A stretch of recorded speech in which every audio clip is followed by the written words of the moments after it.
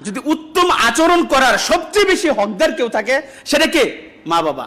এক ব্যক্তি রাসূল সাল্লাল্লাহু আলাইহি ওয়াসাল্লামের কাছে এসে বললেন যে ইয়া রাসূলুল্লাহ, মান আহাক্কুন নাস বিহুসনি সাহাবাতি, মানুষের মাঝে সবচেয়ে উত্তম আচরণ করার সবচেয়ে বেশি হকদার কি? কে বেশি আমার কাছে প্রাপ্য যে তার সাথে আমি ভালো আচরণ করব, ভালো ব্যবহার করব? তখন আল্লাহ রাসূল সাল্লাল্লাহু আলাইহি ওয়াসাল্লাম বললেন যে উম্মুকা, তোমার মা। কি বললেন? তোমার মা, অন্য কারো কথা বললেন না। তারপরে সেই ব্যক্তি আবার জিজ্ঞেস করলেন সুম্মা মান? ক্বালা সুম্মা উম্মুকা। দ্বিতীয়বারও বললেন যে তোমার মা। তৃতীয়বার আবার জিজ্ঞেস করলেন সুম্মা মান? আল্লাহ রাসূল পুনরায় বললেন যে সুম্মা উম্মুকা, তোমার মা।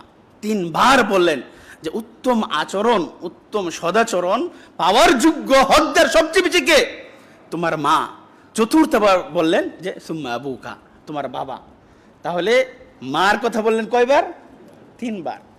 বাবার কথা বললেন একবার। দেখেন, এখন আমরা বুঝি যে একটা মা যখন সন্তান গর্ভে ধারণ করে কি পরিমাণ কষ্ট করে, এটা শুধু একমাত্র মায়েরা বোঝে। স্বামীরা সেই কষ্টটা কি বুক করে না। এখন তো সিজার একটা স্বাভাবিক বিষয় হয়ে গেছে। একটা মায়ের যদি 2টা 3টা 4টা সন্তান হয়, 4 বার যদি সিজার করা লাগে, পেট কাটা লাগে, বাবার কাটতে হয় না, মায়ের কাটতে হয়। মা পেট কেটে কষ্টের পর কষ্ট করে সন্তানকে পেট থেকে বের করে, সেটা বাবা করে না। আর সেই মায়ের সাথে যখন খারাপ আচরণ করে, সম্পদ হওয়ার পরে, অর্থ সম্পদ হওয়ার পরে এই মায়ের কষ্ট, বাবার কষ্ট, মায়ের ত্যাগ, বাবার ত্যাগ যখন সন্তান ভুলে যায়, সেই সন্তান কিভাবে সে জান্নাতে যাবে? মাকে কষ্ট দিয়ে সে কিভাবে জান্নাতে যাবে?